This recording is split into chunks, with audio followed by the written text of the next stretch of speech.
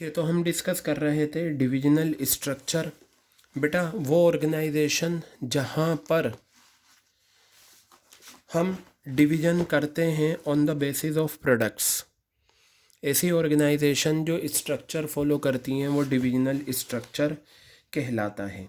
चलिए देखिए ध्यान से, एक एक करके हम पढ़ेंगे। Divisional structure refers to the division. Division का मतलब क्या होता है? बांट देना पूरी एंटरप्राइज को। डिवीजन का मतलब क्या होता है? बांट देना पूरी एंटरप्राइज को। किस बेसिस पर? On the basis of products. जैसे ये कंपनी थी, इस कंपनी में कॉस्मेटिक्स भी बनता है, गारमेंट्स भी बनता है, फुटवियर भी बनता है, स्किन केयर भी बनता है। यानी कि मोर than one category of products हैं। कितने हैं? 4 कैटेगरी ऑफ प्रोडक्ट्स हैं। कॉस्मेटिक्स जितनी भी हैं वो सब इसमें आएंगी। गारमेंट्स जितने भी हैं, ladies garment, gents garment, kids garment, सब इसमें आएंगे। Footwear, sports footwear, leather footwear, kids footwear, gents footwear, ladies footwear, सब इसमें आएगा। स्किन केयर इसमें आएगा। तो ये आपके पॉइंट क्लियर। नीचे देखिए क्या कहा, ये सारे इंपॉर्टेंट चीज़ें हैं। किसी भी ऑर्गेनाइजेशन का डिवीजन जब हम प्रोडक्ट की बेसिस पर करते हैं तो ऐसी ऑर्गेनाइजेशन को डिविजनल स्ट्रक्चर फॉलो करती हैं। यहाँ बताया एंटरप्राइजेज वो companies having more than one category of product. अगर एक से ज़्यादा प्रोडक्ट हैं तो वो फॉलो करती हैं डिविजनल स्ट्रक्चर। हिंदुस्तान यूनिलीवर में डिविजनल स्ट्रक्चर फॉलो होता है, HUL में फॉलो होता है, HUL में होता है, रिलायंस में होता है, विप्रो में होता है, और आपका हल्दीराम में होता है। क्योंकि ये सारे more than one category of products में डील करते हैं। क्लियर हो गई बात? अब ज़रा ध्यान से सुनिए। अ लार्ज कंपनी में हैव डिविजन्स, जैसे कॉस्मेटिक्स अलग है, गारमेंट्स अलग है, फुटवियर अलग है, स्किन केयर अलग है। बेटा मैं आपको बताऊं, एक होता है डिविजनल स्ट्रक्चर, एक होता है फंक्शनल स्ट्रक्चर। फंक्शनल स्ट्रक्चर में सिर्फ एक ही प्रोडक्ट होता है और उस प्रोडक्ट में ये सारे डिपार्टमेंट्स होते हैं। लेकिन क्या होता है डिविजनल में? हर प्रोडक्ट में ये सारे डिपार्टमेंट्स होते हैं। तो वही बात बताई गई कि हर डिवीजन में, अब ये डिवीजन का मतलब क्या हो गया? कैटेगरी आ गई। देखें मैंने यहाँ लिखा है बिजनेस यूनिट या डिवीजन का मतलब प्रोडक्ट। कॉस्मेटिक एक डिवीजन है, गारमेंट्स एक डिवीजन है, फुटवियर एक डिवीजन है, स्किन केयर एक डिवीजन है। तो बताया हर डिवीजन में फंक्शनल स्ट्रक्चर पाया जाता है। बेटा फंक्शनल स्ट्रक्चर का मतलब यही होता है डिपार्टमेंट सेम नेचर की जो चीज़ें हैं उन्हें एक जगह ले आना। वो भी हम पढ़ेंगे। क्लियर हो गई बात ये? तो चलिए अब हम आगे की तरफ बढ़ते हैं। ठीक है, तो ये तो हमने 3 पॉइंट कर लिए। तो पता चला अगर हम किसी ऑर्गेनाइजेशन को प्रोडक्ट की बेसिस पर बांट देते हैं तो ऐसी ऑर्गेनाइजेशन में जो स्ट्रक्चर फॉलो होता है वो डिविजनल स्ट्रक्चर फॉलो होता है। यानी कि पूरी एंटरप्राइजेस को हम प्रोडक्ट की बेसिस पर बांट देते हैं और हर प्रोडक्ट यानी कि हर डिवीजन में क्या होते हैं? अलग अलग डिपार्टमेंट्स होते हैं। क्लियर हो गई बात? अब यहाँ पर देखिए क्या बताया। In divisional structure organisation structure comprises of separate business units और डिवीजन। ठीक है, each unit has a divisional manager responsible for the performance and who has the authority over the unit. आप चाहें तो इस पॉइंट को हटा दें, इसकी ज़रूरत नहीं है। ठीक है, man power is group on the basis of different products manufactured. देखिए क्या लिखा हुआ है, मैन पावर का मतलब इम्प्लाइज। क्या होता है मैन पावर का मतलब? इम्प्लाइज। इम्प्लाइज को ग्रुप किया जाता है on the basis of different products. जैसे जो इम्प्लाइज गारमेंट्स बनाते हैं उन्हें ग्रुप करके गारमेंट्स में ही दिया जाएगा, ना कि उन्हें कॉस्मेटिक्स में लगाया जाएगा। ये इस लाइन का मतलब है। यहाँ बताया ईच डिवीजन। डिवीजन का मतलब ये होता है, देखिए मैंने यहाँ लिखा भी है, डिवीजन का मतलब प्रोडक्ट। कॉस्मेटिक एक डिवीजन है, इसमें सारी कॉस्मेटिक्स आ गई। गारमेंट्स एक डिवीजन है, यानी कि गारमेंट्स अगर एक डिवीजन है तो ये मल्टी फंक्शनल है क्योंकि इस डिवीजन में बहुत सारे डिपार्टमेंट्स काम करते हैं। तो ये सेंटेंस इसी से रिलेटेड है। Each division is multi functional. हर डिवीजन क्या है? मल्टी फंक्शनल है। क्यों? Within each division division का मतलब cosmetics, garments, footwear, skin care. हर डिवीजन में फंक्शंस जैसे कि production, marketing, finance are perform. देखिए ये सारे डिपार्टमेंट के फंक्शन परफॉर्म किए जाते हैं together to achieve a common गोल।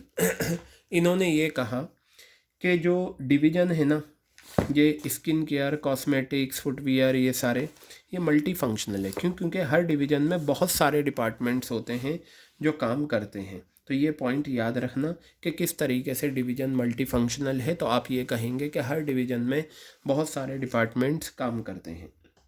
आगे बताया each division is self contained. Self contained का मतलब क्या होता है? It develops expertise in all functions. यानी कि हर डिवीज़न जो है एक्सपर्टीज़, एक्सपीरियंस लेता है हर डिपार्टमेंट्स में in all functions related to a product line. Each division works as a profit center where the divisional head is responsible for the profit or loss of his division. देखिए garments एक division है, cosmetics एक division है, इसका जो head है वो कौन है? Divisional head. और वो डिविजनल हेड गारमेंट्स डिवीजन का के लिए रेस्पॉन्सिबल है, जो भी प्रॉफिट होगा या जो भी लॉस होगा। क्लियर हो गई बात ये? तो मैं आपको बताऊं यहाँ पर डिविजनल स्ट्रक्चर की जब भी बात आएगी तो आपको ये बात याद रखनी है, अगर हम एक ऑर्गेनाइजेशन को, पूरी ऑर्गेनाइजेशन को प्रोडक्ट की बेसिस पर डिवाइड कर दें तो बेटा वहाँ जो स्ट्रक्चर ऑर्गेनाइजेशन का फॉलो होता है वो क्या होता है? डिविजनल स्ट्रक्चर फॉलो होता है। Those companies who are operating on large scale they always follow divisional structure because you will find there they produce more than one category of products. Is it clear? When more than one category of product is produced, so in each category you will find different departments working there. Is it clear? तो देखिए आप मेरी बात ध्यान से सुने, बहुत आसान है डिविजनल स्ट्रक्चर को जानना। वो क्या है? आप ये देख लें, अगर कोई ऑर्गेनाइजेशन एक से ज़्यादा प्रोडक्ट बना रही है तो वो पक्का डिविजनल स्ट्रक्चर फॉलो करती है और हर डिवीज़न में आपको डिपार्टमेंट्स मिलेंगे। ठीक है, चलिए ये तो था इसका कॉन्सेप्ट डिविजनल स्ट्रक्चर का। सूटेबिलिटी, कहाँ पर ये सूटेबल है ये आपको याद करने होंगे, क्योंकि जो story type, case study type question इससे बनते हैं वो कॉन्सेप्ट और सूटेबिलिटी को लेकर बनते हैं। किसे लेकर बनते हैं? कॉन्सेप्ट और सूटेबिलिटी। तो देखिए ये जो सूटेबिलिटी है ये मैंने यहाँ भी लिखी है, जैसे large variety of products to be manufactured, वही बात ये रही। A large variety of products या मल्टी प्रोडक्ट्स आर मैन्युफैक्चर्ड, ये आप हटा दें। मल्टी प्रोडक्ट्स या लार्ज वैरायटी ऑफ प्रोडक्ट्स हमें बनाने हैं। भाई ये बताओ, cosmetics, garment, footwear, skin care, ये सारे मल्टी प्रोडक्ट्स होगा या नहीं? अब ये बताओ, इतने सारे प्रोडक्ट्स अगर हमें बनाने हैं तो हमें ज़्यादा एम्प्लॉइज़ की ज़रूरत है। तो जहाँ पर आपको लार्ज वैरायटी ऑफ प्रोडक्ट्स बनाने हों, जहाँ पर आपको ज़्यादा एम्प्लॉइज़ की ज़रूरत पड़े, जहाँ आपको ज़्यादा डिपार्टमेंट्स क्रिएट करने की ज़रूरत पड़े, जहाँ पर आपको मैनेजमेंट की नई लेवल इंट्रोड्यूस करने की ज़रूरत पड़े, जहाँ पर growing companies which plan to add more line of products in future.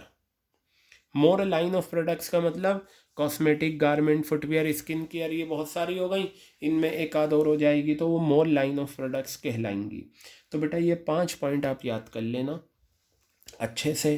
Clear हो गई बात कि जहाँ पर बहुत सारे प्रोडक्ट्स बनाए जाते हों, जहाँ पर हमें ज़्यादा, अब ये बताओ जब ज़्यादा प्रोडक्ट्स बनाएंगे तो ज़्यादा एम्प्लॉइज़ की ज़रूरत पड़ेगी, और जब बड़े लेवल पर हम काम करते हैं तो हमारे डिपार्टमेंट्स भी ज़्यादा होंगे। New levels of management introduce जहाँ हमें करना हो, growing companies which plan to add more lines of products in future. Clear हो गई बात? अब इसके अपने कुछ फ़ायदे या वो हैं डिपार्टमेंट्स। देखो एक चीज़ मैं आपको बता दूँ, यहाँ मैंने ये नोट डाउन कर लेना, अगर आपको कहीं पर भी ये मिले category of product, variety of product, line of product, तो इन सब का मतलब ये आ गया। जैसे cosmetic, garment, footwear, skin care, ये सारे more than one category of product कहलाते हैं, या मोर वैरायटी ऑफ प्रोडक्ट्स, या more line of products. Clear हो गई बात? तो बेटा जैसे ये है ना, growing companies which plan to add more line of products. मान लो कॉस्मेटिक, गारमेंट, फुटवियर था, स्किन केयर भी ऐड कर दिया, तो इसका मतलब डिविजनल स्ट्रक्चर फॉलो हो रहा है। अब इसके अपने कुछ फ़ायदे और कुछ नुकसान हैं, ये भी आप देख लो। ठीक है, मैं आपको समझा देता हूँ। ये बताइए सबसे पहले, डिविजनल स्ट्रक्चर का एक फ़ायदा ये है प्रोडक्ट स्पेशलाइजेशन। आप ये बताओ, गारमेंट्स में अलग अलग डिपार्टमेंट्स, जो लोग गारमेंट्स का काम करते हैं वो सिर्फ गारमेंट्स बनाएंगे, वो ना तो कॉस्मेटिक्स में जाएंगे, ना फुटवियर में, ना स्किन केयर में। तो बताओ, अगर किसी इंसान को वो काम मिल जाए जो वो करना जानता है, जिसमें उसकी दिलचस्पी है, जिसमें उसका इंटरेस्ट है, तो बताओ वो प्रोडक्ट अच्छा बनेगा या नहीं। गारमेंट्स बनाने वाला गारमेंट्स में ही लगा हुआ है और कहीं नहीं जा रहा, तो गारमेंट्स अच्छा बनेगा। इसका मतलब गारमेंट्स की फील्ड में उसमें स्पेशलाइजेशन आएगा। गारमेंट्स क्या है? प्रोडक्ट। तो डिविजनल स्ट्रक्चर का एक फ़ायदा ये है, इससे प्रोडक्ट स्पेशलाइजेशन आता है। क्या आता है? प्रोडक्ट स्पेशलाइजेशन आता है। क्लियर हो गई बात। दूसरा, जो गारमेंट्स का हेड है उसे एक्सपर्टीज़ मिलती है हर डिपार्टमेंट की। देखिए लिखा हुआ है, अ डिविजनल हेड। डिवीजन कौन सा है? गारमेंट्स। अ डिविजनल हेड गेन्स एक्सपीरियंस और expertise in all functions. All functions का मतलब डिपार्टमेंट, जहाँ भी फंक्शन की बात आएगी इसका मतलब वो डिपार्टमेंट है।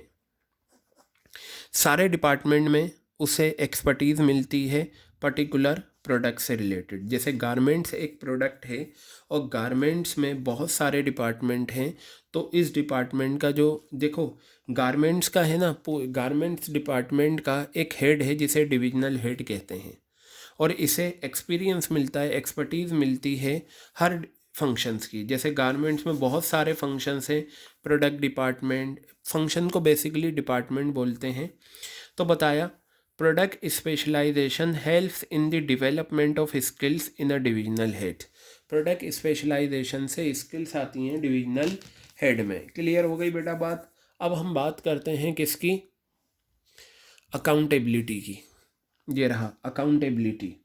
अ divisional head is accountable for the profits of all departments. देखिए, गारमेंट्स में जितने भी डिपार्टमेंट्स हैं, इन डिपार्टमेंट से जो भी प्रॉफिट हो रहा है उसके लिए जिम्मेदार कौन है? इस गारमेंट्स डिपार्टमेंट का डिविजनल हेड, गारमेंट्स डिपार्टमेंट का हेड। तो वही बात बताई, डिविजनल हेड जो होता है वो अकाउंटेबल होता है सारे प्रॉफिट्स का, सारे डिपार्टमेंट जो हैं, क्योंकि revenues and cost related to different departments can be easily identified and assigned to them. Clear है? जब आपने अलग अलग प्रोडक्ट बना दिए तो हर प्रोडक्ट की कॉस्ट और रेवेन्यूज आप आसानी से जज कर सकते हैं। क्लियर है बात। ही और she will be held responsible for poor performance. ठीक है, अगर पुअर परफॉर्मेंस है, ही और she will be held responsible for poor performance of the division and appropriate action can be taken. अगर ये डिपार्टमेंट्स अच्छा काम नहीं कर रहे, ये सारे डिपार्टमेंट गारमेंट्स के, तो इस डिपार्टमेंट का जो हेड है उसे अकाउंटेबल ठहराया जाएगा, उसे पकड़ा जाएगा। क्लियर हो गई बात। तीसरा है प्रमोट्स फ्लेक्सिबिलिटी एंड इनिशिएटिव या quick decision making.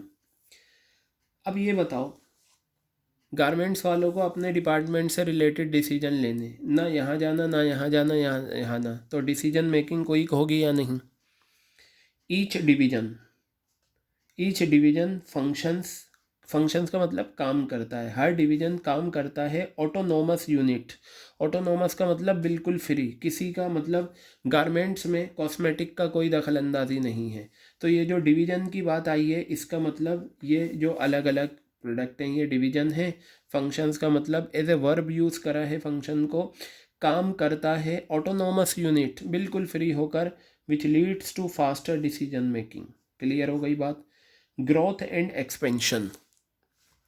New departments can be added without disturbing existing departments. नए डिपार्टमेंट्स इसमें ऐड हो जाते हैं बिना दूसरे डिपार्टमेंट को डिस्टर्ब करे। क्लियर हो गई बात ये बेटा। अब मेरी बात सुनो, इसके डिसएडवांटेजेस भी आप देख लो डिविजनल स्ट्रक्चर के। कॉन्फ्लिक्ट में अराइज अमंग डिफरेंट डिविजन्स में कॉन्फ्लिक्ट अराइज हो सकता है फंड्स को लेकर।